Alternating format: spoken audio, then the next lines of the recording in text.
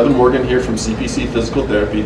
Today we're going to be talking about sciatica, sciatic nerve tension, and how to assess it yourself to see if you have something you can treat at home or if you need to come in for some professional advice.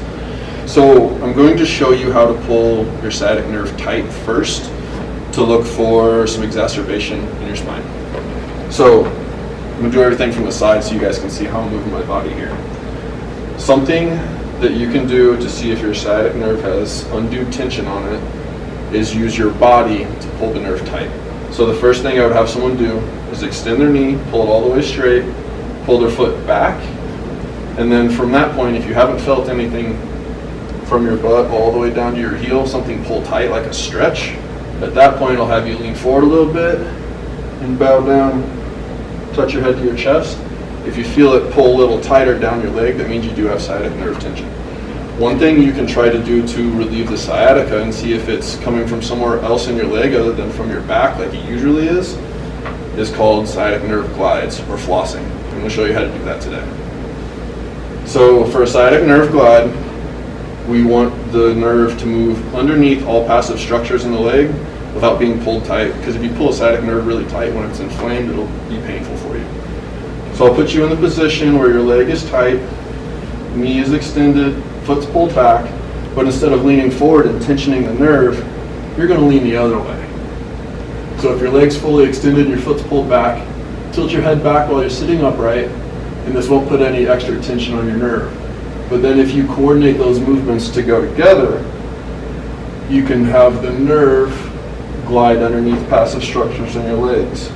So as that leg comes out and the foot kicks back, your head goes back. Leg goes down, head goes down. It's like there's something connecting the two. When one moves, they both move. We normally dose these out in sets of 20 or 25 repetitions. So that's something you can experiment with at home and see if it changes the way your sciatica behaves once you're done and not moving around again. If it does improve it, you can spend more time doing the glides like I just showed you, leg out, foot back, head back. Eventually, you'll reach a point where that's no longer helping you, and then we want to try tensioning the nerve, and that's going to be the position I showed you first. So instead of flossing and letting everything flow together, we're now going to try to put tension on that nerve.